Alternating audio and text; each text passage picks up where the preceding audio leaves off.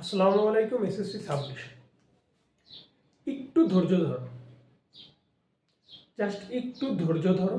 দেখো ভাইয়া কিছু সাজেশন নিয়ে আসছি তোমাদের জন্য। তোমার এক্সামের আগে সময়টা একটু তুমি দেখো। চলো আমরা আগে একটু সময় দেখি। আজকে হচ্ছে তোমার 17 তারিখে ভিডিওটা হচ্ছে, ধরলাম আমরা 18 তারিখ ধরলাম, জানুয়ারির 18 তারিখ। তাহলে এখানে আমরা পাবো আরো হচ্ছে তোমার ফুল 12 দিন। তারপরে ফেব্রুয়ারি মাসে আমরা পাবো সম্পূর্ণ 28 দিন। মার্চে পাবো হচ্ছে তোমাদের 31 দিন। এপ্রিলে পাবো হচ্ছে তোমাদের সম্পূর্ণ আমরা 21 তারিখে যেহেতু পরীক্ষা, আমরা 20 দিন ধরলাম। দেখো আমরা তাহলে সম্পূর্ণ সময় পাচ্ছি কয়দিন? সম্পূর্ণ 90 দিন সময় পাচ্ছি। 90 দিন সময় পেলাম। আচ্ছা, একটা ছাত্রের জন্য বা একটা এসএসসি ব্যাচের জন্য 90 দিন সময় কি খুব কম সময় বা খুবই বেশি সময়? না, 90 দিন সময় একটা খুবই কি বলবো, একটা ছাত্রের জন্য খুবই স্ট্যান্ডার্ড একটি সময়। এই সময় যদি কোনো ছাত্রছাত্রী চেষ্টা করে একটা ভালো কিছু করা সম্ভব। শুধু শুধু নার্ভাস হও না। তুমি এতটুকু মনে রাখবা যে তুমি এই যে দিনগুলো চলে গেছে, এই দিনগুলো তুমি আনন্দ করছো, এখন আর আনন্দের সময় নেই। এখন যে 90টা দিন আছে, এই দিনগুলোকে তোমাকে খুব পরিশ্রম করতে হবে। এই পরিশ্রমের ফলে তুমি পরীক্ষাটা ভালো দিবা এবং পরীক্ষার পরে যখন তোমার রেজাল্ট দিবে তখন তুমি খুশি থাকবে। তুমি যদি এই দিনগুলোও নষ্ট করে ফেলো তাহলে তোমার সাথে আর কথা বলার বা তোমার আর ভিডিও দেখার কোনো প্রশ্ন ওঠে না, তুমি চলে যাও। যারা চাচ্ছ ভালো করতে তারা একটু ধৈর্য ধরে দেখো। এই 90 দিন সময়ে যদি তুমি কাজে লাগাও, তুমি অনায়াসে ভালো করবে। তোমাকে আমি একটু বলি কিভাবে তুমি 90টা দিন কাজে লাগাবা। প্রতিটা দিন কিভাবে কাজে লাগাবে 90 দিন? প্রতিদিনে আমরা যদি সময়টাকে ভাগ করি, ধরো তুমি সকাল 4টায়, আজকের পর থেকে তুমি সকাল 4টায় উঠবা। সকাল 4টায় উঠছো বা ভোর 4টায় উঠছো, ধরো 4টা, 5টা, 6টা, 7টা, 8টা, 9টা, 10টা, 11টা, 12টা, 1টা পর্যন্ত, জাস্ট 1টা পর্যন্ত তুমি একটু দেখো কিভাবে কাজ করবে। তুমি 4টার সময় উঠছো, হাত মুখ ধুইছো, ফ্রেশ হয়েছো। ফ্রেশ হওয়ার পরে তুমি কি বলে ফজরের নামাজের জন্য অপেক্ষা করতেছো। ধরো 4টা থেকে 5:30টার ভিতরে নামাজের সময় পর্যন্ত, এই 4টায় ওঠার পর ফ্রেশ হওয়ার পর নামাজের সময় পর্যন্ত তুমি কি করবে? আগের দিন যে পড়াগুলো পড়ছো সেগুলা রিভিশন দিবা। আগের দিনের পড়াটা রিভিশন দিবা। আগের দিনের পড়া রিভিশন দিবা। খেয়াল করো কি হবে, ওই সময় তোমার মনটা একদম সতেজ থাকবে, ফ্রেশ থাকবে। তুমি আগের দিনে পড়াটা যখন মনে করার চেষ্টা করবে বা রিভিশন দেওয়ার চেষ্টা করবে, তখন তোমার মাথার মধ্যে সেট হবে খুব সুন্দরভাবে। আচ্ছা, তারপরে তুমি ধরো ফজরের নামাজটা বললাম, এখানে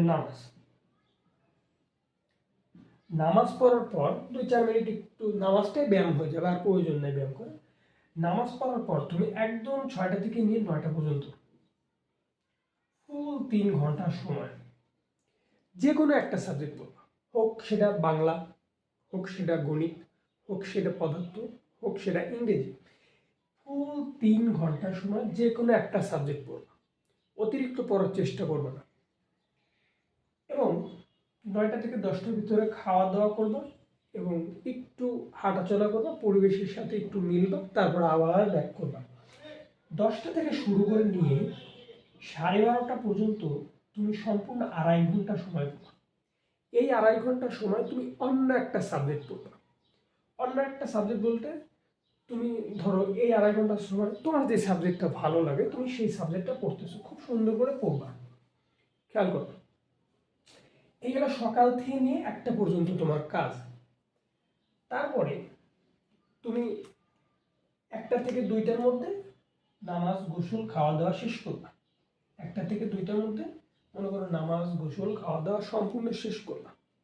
শেষ করার পর তুমি জাস্ট 2টা থেকে, আমরা 2টাটা এখানে নিয়ে আসি, 2টা থেকে শুরু করে জাস্ট 4টা পর্যন্ত তুমি একদম 4টা পর্যন্ত যে কোনো একটা সাবজেক্ট পড়বা। তুমি 2টা 3টা 4টা, এই যে 2 ঘন্টা সময়, এই 2 ঘন্টা সময় তুমি সহজ দেখে একটা সাবজেক্ট পড়বা। তারপর 4টা থেকে নিয়ে জাস্ট 4টা 5টা 6টা, এই সময় তুমি পড়ার কাছেও যাবে না, তুমি প্রকৃতিতে মিলে যাবা।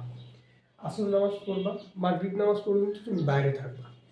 বাইরে যেখানে খুশি তুমি থাকো, তুমি বন্ধুদের সাথে থাকো বা যার সাথে থাকো বা ছোট ভাইদের সাথে থাকবা, কিন্তু অপ্রয়োজনীয় কাজ করবে না। তুমি খেলতেছো না, তুমি বসে তোমার পড়াটা ভাবতেছো, ওরা কি করতেছে তোমার সাথে একটু খেলার চেষ্টা করতেছো, তুমি খেলবে, তুমি ফোন দেখতেছো, এটার কোনো কিছু করা যাবে না। এই সময়টা একদম তোমার ফ্রেশ থাকতো। তারপর 6টা যখন বেজে গেল, নামাজ শেষ করে বাড়িতে আসলাম, তুমি এক্সাক্ট 6:30টা থেকে নিয়ে একদম 9টা পর্যন্ত এই যে সময়টুকু তুমি পাইছো, এই সময়টুকু তুমি আরেকটা সাবজেক্ট পড়বা খুব সুন্দর করে। এবং 9টা থেকে জাস্ট 10টা পর্যন্ত খাওয়া দাওয়া করবা, যা প্রয়োজন দরকার সেগুলো, বা নামাজের টাইমটুকু পাবা, নামাজটা করলাম। এবং 10টা থেকে 11টা পর্যন্ত এক্সাক্ট এই সময়টুকু সারাদিনে যা পড়ছো একবার করে, খুব মানে প্রথমে যেটা পড়ছো সেটা, দ্বিতীয়ত যেটা পড়ছো সেটা, তৃতীয়ত যেটা পড়ছো সেটা, চতুর্থ যেটা পড়ছো সেটা, খুব সাধারণ ওয়েতে খুব সাজানোভাবে মাথায় সেট করবা। এবং তারপরে ঘুমানোর চেষ্টা করবা, ঘুমিয়ে যাবে। আবার ফজর ওঠার পরে ফ্রেশ হওয়ার পরে তুমি আগের দিন যে রিভিশনটা রাতে দিয়েছিলে সেটা আবার মনে করার চেষ্টা করবা। দেখবা খুব সহজে একটা গোছানো পড়া হচ্ছে।